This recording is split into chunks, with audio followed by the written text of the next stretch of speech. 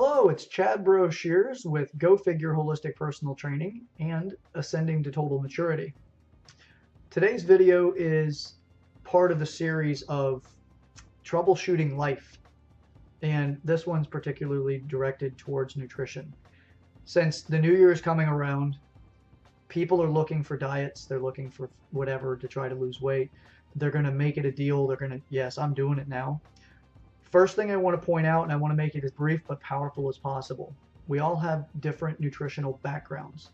I have an education in a book that I'm writing called Nutritional Inheritance, the Missing Link to Your Health. With this is the basic simplicity. Everyone comes from a different background. We've evolved from different places. Okay, you don't have to fight it if you don't want to as far as the conversation of evolution, but I don't want to get you stuck there either. If you come from a northern, like say North American or European background, those types of people do better whenever they eat to their inheritance factors of availability, which is the availability pieces of your inheritance was what was around when your family and your ancestors were developing. Now, this is not your grandfather. This is actually, look back, up to 40,000 years ago, we were evolving to different directions because of our environment. We have different skin colors, we have different eye colors, we have different hair colors, we have different features, we have different sizes, we have all these different factors. But people don't take into consideration that your nutritional background plays a big role in how your body's made up. So because of environmental availability. So pineapples don't grow in Europe, folks. You're not going to get a lot of tropical fruit and things in Europe because it's too far away from the equator. You can get it there because of transportation, but 40,000 years ago, we weren't transporting crap. We were transporting nothing. We were hunting game. We were hunting and gathering. That was an anthropology true history. We know this. This is well documented. So with that is just real simplistic. Look, we all have a different nutritional type, which is covered in the book by William Walcott called The Metabolic Typing Diet. Let me turn it so it's not glary. Hey, this is an excellent book. He talks about 3 different basic nutritional types. That's a protein type, a carb type, and a mixed type. William Walcott's a brilliant man. This book is amazing. There are metabolic typing practitioners out there. These guys are unbelievably educated. They can pinpoint things that doctors miss. They're fantastic. These guys are awesome. I'm not saying don't go see your doctor. I'm just saying that most doctors don't know anything about nutrition. They know the very basics. They know how to prescribe pills. They know how to identify symptoms and disorders and diseases, but they don't really know much about nutrition. A friend of mine who just graduated osteopathic school said that he only got 3 months of nutrition out of his entire time of schooling to become a DO. And DOs get more nutrition background than MDs do. So in the dominant school systems. So with that being said, if you're going to your doctor thinking they're going to make you healthy by telling you what types of food to eat, they can't. They're not educated there. Now, if they choose to go electively to learn nutrition somewhere else, that's great. But the school system is not designed to teach them that. And I myself have taken nutritional courses in college, and I can tell you that the majority of it was absolute crap. Learning nutrients, vitamins, minerals, things like that. They've done a pretty good job about identifying them. But as far as the actual types of foods you should eat and where it falls on the pyramid or now the plate or whatever the hell we're trying to gauge ourselves by, those things are nonsense. They were written by a company because somebody had to fund the research, right? The research that wrote the books. Somebody funded it. Who funded it? You don't know. You know what your authority, your doctor says, or whoever the researcher is. What I call the researchers that work for corporations, I call them checkbook scientists. I call them that because if you write a check large enough to get them to bend their moral beliefs about their outcome, then they'll tell you whatever the hell you want to hear. So don't think because they're wearing a white coat, your interests are in mind. And to think the FDA is actually watching your back, that's a pretty bold idea to leave it in the hands of somebody else. Especially since there's a lot of corporations that have put their own people or managed to get their own people into positions of authority in our government. So I'm not going to get into a conspiracy conversation or start doing a flowchart on who's where, but I can tell you that there's enough there to recognize that laws get passed that are not to benefit you. So as far as the nutritional aspect goes, What you've learned in school is not always accurate. Just because the general populace believes it does not mean that it's true. Now, what is a better aspect is to find people that are making a difference, not liposuction, not cosmetic surgeries. Cosmetic surgery is great if you've had a horrendous accident, but getting liposuction and Botox and all the rest of this, those are symptoms for something else. You're not very happy with yourself and you're trying to please somebody else so they can please you. It's a cycle that is absolutely designed to abuse you. Now, I'm not saying the doctors are designed to abuse you. The psychological factor that you're stuck in is abusing you, and you've chosen it.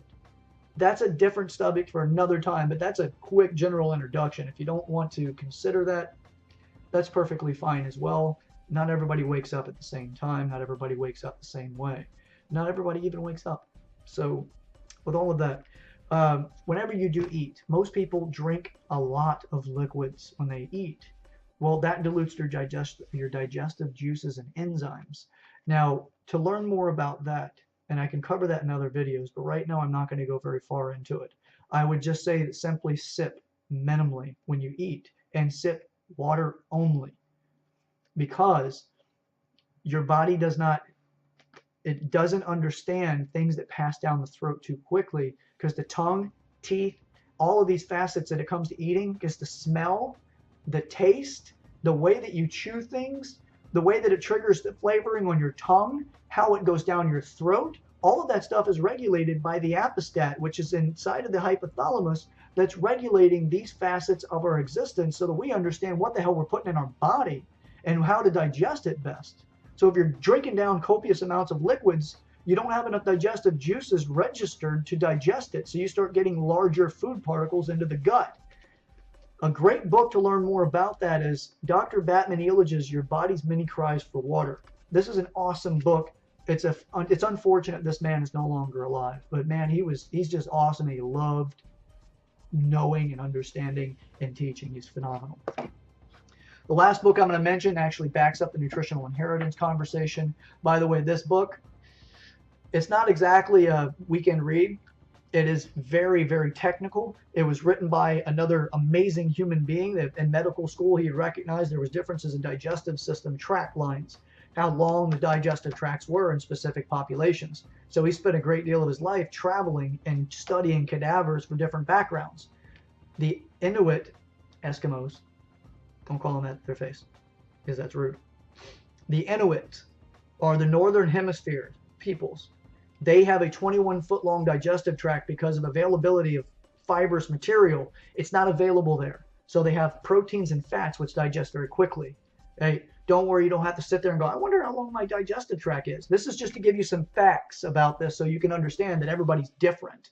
The vegetarians, the only population on the planet that's actually checked to be vegetarian lifelong and considered to be moderately healthy, is the Hindus in India, because their digestive system is 42 feet long and their family history has been there long enough. By the way, compost heaps, in order to get vegetation to grow out of compost, you have to actually compost it. You can't just throw your vegetables out in the garden and all of that and expect it to actually fertilize the soil. You have to compost it. Well, if you put in high vegetation or high fibrous vegetation and a lot of it, your digestive system has to accommodate for that. You have what's called a transit time and you have retention time. The average transit time for the average person, which really doesn't exist, but for this reason, is 14 to 16 hours. The average retention time is 56 to 72 hours. So that means by the time you eat something, it should start showing up in the toilet 14 to 16 hours later, and then it should finish its track line, so it should come out by the end and have no more in you within 72 hours after eating it. Not to go far into that, because I can actually go into lectures about nutrition, digestion, and all of that. This is just to give you an understanding. So if you want to digest fibrous material, like vegetables are very fibrous. Almost all vegetables are extremely fibrous. Your body has to decompose it. And if you don't decompose enough of it, you'll slowly starve because you're not breaking the nutrients apart from the fiber in your digestive system. That's why the Hindus adapted a 42-foot long digestive system. If you were to switch the two regimens between the Inuit and the Hindu, they would both become drastically ill because the Inuit does not have a long enough digestive system to eat a lot of vegetables and all of this for a prolonged period of time, which also means the inner mechanics don't really work all that well with it either, because they did not evolve for that. And the Hindus also, they would put meat into a system and it doesn't come out for the length of 42 feet in a digestive system for something primed for taking in vegetation, which means different acidic values and enzymes and these other things. You have to slowly introduce those kind of things. You can't just change their diets. And even then, if you do slowly introduce it, you could slowly starve them to death. One could become extremely sick because you got meat sitting around in you that has the potential to freaking decompose inside of you. That's not a place you want it to be either. You want to digest it, you want to assimilate it, and you want it out of your body after your body's done with it. Anyhow, I get very impassioned on this because I see new diet programs out there all the time. If you're craving something, why are you craving it? If you don't understand that, you will fight your craving. If you're told you can't eat a certain thing because you want to lose weight, you may feel like crap and have a beautiful body. You know what? You could also go as far to say is you could have the best looking body in the graveyard. Do you want to trade a part of your body, say one of your organs? Like, would you trade your liver for a set of biceps? If you would, great, go ahead. It's not my body. I don't have the right to tell you what to do. But I do have the opportunity to offer a perspective that I'm coming from love. And it's just so many people are taking advantage of when you come to these different nutrition things that are out there. Like Atkins diet, or the paleo diet, or this or that. I'm not bastardizing the paleo diet, but there are some things that actually should be addressed in it. Anyhow, guys, it's Chad Broshears, Go Figure Holistic Personal Training and Ascending to Total Maturity. Thank you very much for your time. I appreciate it. If you have any questions or anything you'd like to discuss, please feel free, message me, comment on the post below. Whatever it is, I'm happy to talk about whatever you're looking to talk about. Not looking to get too complex, but I'll make things simple from complexity if you choose. Again, I'm grateful that you've taken this time to watch the video. Have a great day.